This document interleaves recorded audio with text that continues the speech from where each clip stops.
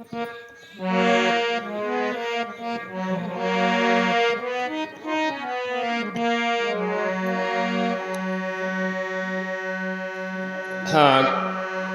गीता सार और भाग है 13वां।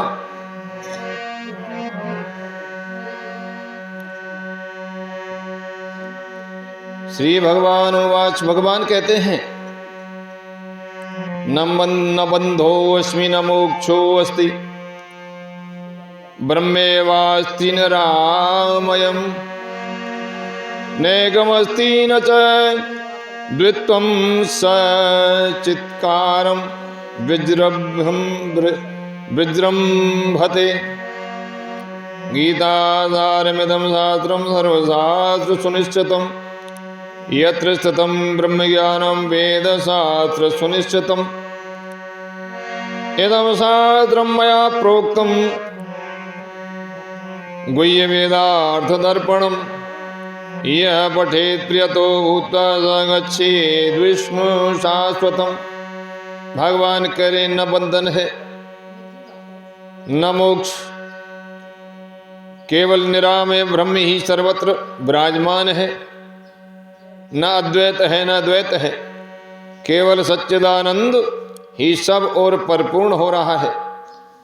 गीता का सारभूत ये शास्त्र संपूर्ण शास्त्रों द्वारा भली भांति निश्चित सिद्धांत है, जिसमें वेद शास्त्रों से अच्छी तरह निश्चित किया हुआ ब्रह्म ज्ञान विद्यमान है। मेरे द्वारा कहा हुआ यह गीता शास्त्र वेद के गूढ़ अर्थ को दर्पण की भांति प्रकाशित करने वाला है। जो पवित्र हो, मन इंद्रियों को बस में रखकर इसका पाठ करता है, वह मुझ सनातन देव भगवान विष्णु को प्राप्त होता है। एतत् पुण्यम पापहरं धन्यम दुख प्रणाशनम पठताम श्रवताम वापि विष्णोर्माहात्म्यमुत्तमम्। अष्टादश पुराणानि नवव्याकरणानि च निवर्ते चतुरो वेदान् मुनिना भारतं कृतम्। अर्थात भगवान विष्णु का यह उत्तम महात्म्य गीता साथ पढ़ने और सुनने वालों को बढ़ाने वाला और पापनाशक, धन्यवाद के योग्य और समस्त दुखों को दूर करने वाला है। मुनिवर व्यास ने 18 पुराण, 9 व्याकरण और 4 वेदों का मंथन करके महाभारत की रचना की। भारतोदधीनव्रथ गीता निर्वाथितस्य च सारमुद्धृत्य कृष्णेन अर्जुनस्य मुखे धृतम्।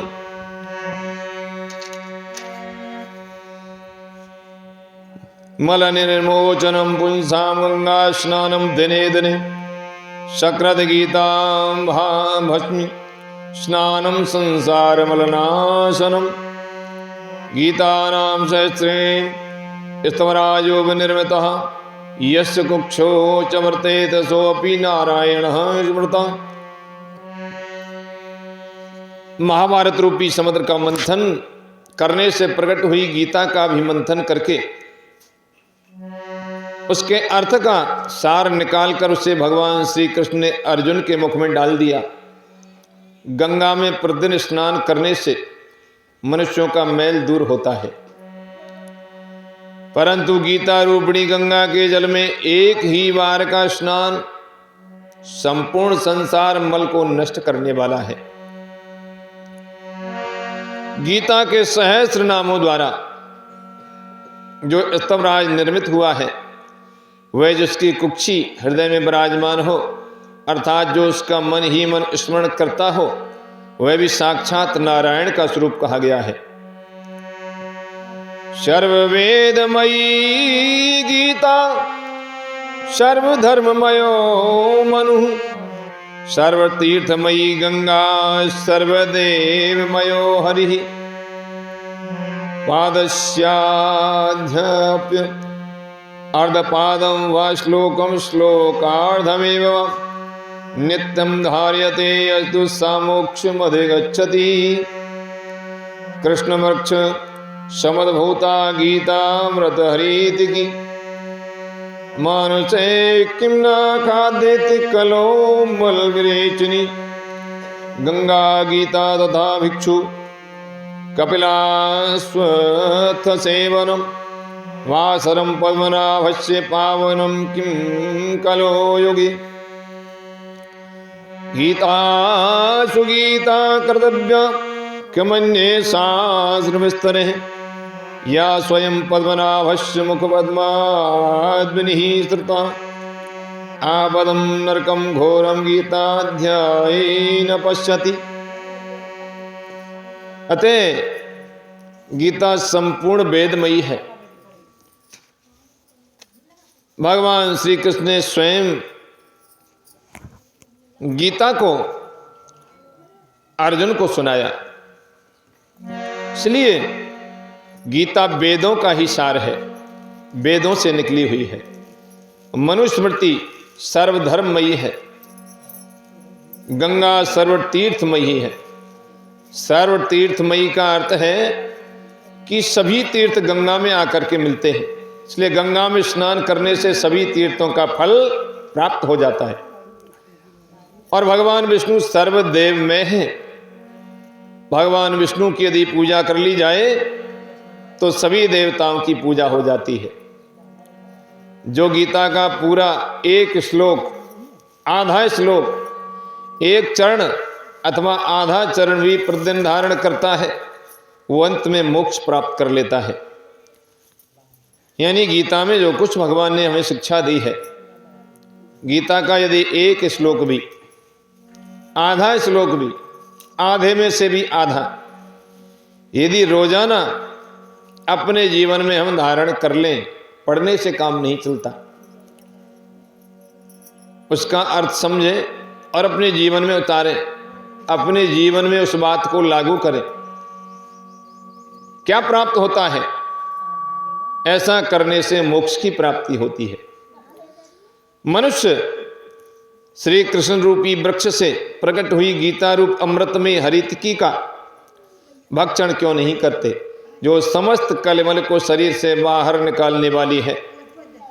कलयुग में श्री गंगा जी, गीता, सच्चे सन्यासी, कपिला गऊ और अश्वत्थ वृक्ष का सेवन और भगवान विष्णु के पर्व दिन कौन सा है? एकादशी का दिन। इनसे बढ़कर के पवित्र करने वाली और क्या वस्तु हो सकती है? कौन कौन सी चीज? एक तो गंगा जी, गंगा जी में स्नान करें, गंगा जल का पान करें, गंगा जी का दर्शन करें तो बहुत उत्तम फल की प्राप्ति होती है। हमारे सारे पातक नष्ट हो जाते हैं। दूसरी चीज है गीता। गीता को पढ़ें, समझें, समझ में नहीं आए तो किसी विद्वान के पास में जाएं और गीता को सुने, समझ में आएगी। गीता का दर्शन, गीता का पठन, गीता का पाठन और गीता का सुनना, गीता ज्ञान भी हमें भवसागर से पार कर देता है। और तीसरी चीज उन्होंने बताई, सच्चे सन्यासी, सच्चे संत। सच्चे संतों का हम संग करेंगे, उनके पास में हम जाएंगे, उनके पास में हम बैठेंगे और उनका वक्तव्य हम सुनेंगे, उनके ज्ञान को हम सुनेंगे, सुन करके अपने जीवन में उतारेंगे तो निश्चित रूप से भव सागर से पार हो जाएंगे, कल्याण हो जाएगा। तो पहली है गंगा, दूसरी है गीता, तीसरे हैं सच्चे संत और कपिला गऊ। गाय में सारे तीर्थ विराजमान हैं, सभी देवता उसमें विराजमान हैं। इसलिए गऊ की सेवा, गौ दुग्ध पान, गोबर का लेपन, गौमूत्र पान, पंचगव्य का पान, इससे हमारा शरीर पवित्र होता है, जय मन पवित्र होता है, बुद्धि पवित्र होती है। बिगड़ा हुआ मन जब पवित्र हो जाएगा तो निश्चित रूप से पवित्र मन हमें परमात्मा से मिला देगा। जब तक हमारा मन बिगड़ा हुआ है, बुद्धि खराब है, तब तक हम परमात्मा की सोच भी नहीं सकते हैं। इसीलिए मन को पवित्र करना है। मन पवित्र हो जाएगा तो पवित्र मन हमें भगवान की तरफ ले चलेगा। पवित्र मन होगा तो ही भजन करने का मन करेगा। अशुद्ध मन होगा तो भजन हो ही नहीं सकता है। और अश्वत्थ वृक्ष का सेवन, अश्वत्थ कहते हैं पीपल के पेड़ को, अश्वत्थ वृक्ष की का रख रखाव, सेवन, सेवा करना, जल प्रदान करना, उसकी छाया में बैठना। और आगे भगवान विष्णु के पर्व दिन, भगवान विष्णु का पर्व दिन कौन सा है? भगवान विष्णु का पर्व दिन है एकादशी।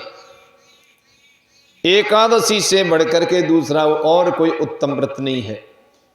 एकादशी का व्रत करें, एकादशी के व्रत के दिन सत्संग करें, कथा भागवत सुने, रामायण सुने, गीता सुने, भागवत सुने, भगवान के नाम की माला फेरें। तो एकादशी का दिन, एकादशी के दिन, क्योंकि ये भगवान विष्णु का सबसे बड़ा दिन है, सबसे पर्व दिन है। इस दिन यदि भगवान का हम जाप करेंगे, भगवान का ध्यान करेंगे, भगवान का स्मरण करेंगे, तो निश्चित रूप से हमें मोक्ष की प्राप्ति होगी, वैकुंठ की प्राप्ति होगी, हमारे सारे विकार दूर होंगे। इससे बढ़कर के दूसरा और कोई व्रत नहीं है। अतः ये जो चीजें हैं, कौन कौन सी? गंगा, गीता, सच्चे संत, गुरु, कपिला गौ और पीपल का वृक्ष और एकादशी का दिन, इनका हम इन दिनों में और इन चीजों का यदि हम अनुसरण करेंगे तो निश्चित रूप से हम भगवान को प्रिय लगेंगे। भगवान को प्रिय कौन लगता है? भगवान को प्रिय वो ही लगता है जो भगवान का भजन करता है, जो भगवान का काम करता है, मेरा जो अनुशासन मानता। भगवान कहते हैं जो मेरी आज्ञा का पालन करता है, जो मेरा अनुशासन मानता है, जो मेरा भजन करता है, मेरा स्मरण करता है, वो मुझे सबसे अधिक प्रिय होता है। अन्य शास्त्रों के विस्तार से क्या प्रयोजन? केवल गीता का ही सम्यक प्रकार से गान, पठन, मनन करना चाहिए, जो कि साक्षात भगवान विष्णु के मुख कमल से प्रकट हुई। गीता कहाँ से प्रकट हुई? साक्षात पर ब्रह्म परमात्मा भगवान श्री कृष्ण के मुख से गीता निकली। जो भगवान के मुख से निकले हुए शब्द हैं, उनको हम नहीं पढ़ेंगे, उनको नहीं समझेंगे, उनका अनुसरण नहीं करेंगे तो कल्याण कहाँ से हो जाएगा? गीता तो भगवान श्री कृष्ण के यानी कि भगवान के मुख से निकली हुई है, इसलिए उसका अनुसरण करना चाहिए, उसकी बातों को मानना चाहिए और अपना कल्याण करना चाहिए। अर्जुन ने भगवान की बातों को मान लिया, अर्जुन ने युद्ध भी किया, महाभारत को भी जीता और गीता के ज्ञान को भी धारण किया और अर्जुन की मुक्ति भी हो गई। तो गीता का स्वाध्याय करने वाले मनुष्य को आपत्ति और घोर नरक को नहीं जाना पड़ता है। जो गीता को सुनता है, जो गीता को पढ़ता है, जो गीता को समझता है, जो गीता का अनुसरण करता है, उसको कभी भी नरकों में नहीं जाना पड़ेगा। उसको तो वैकुंठ की प्राप्ति होगी, भगवान के सानिध्य की प्राप्ति होगी। अतः आज का गीता सार का प्रसंग यहीं तक। बोले वृंदावन बिहारी लाल की जय, कृष्ण बलदेव की जय।